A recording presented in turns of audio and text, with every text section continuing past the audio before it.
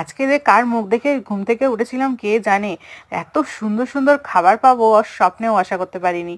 হ্যাঁ, অনেক দিন ধরেই এই প্রেগনেন্সি মুডে খেতে ইচ্ছা করছিল কড়াইশুঁটি কচুরি, তার সাথে ছোট ছোট এইরকম শীতকালে নতুন আলুর দম কড়াইশুঁটি দিয়ে অবশ্যই।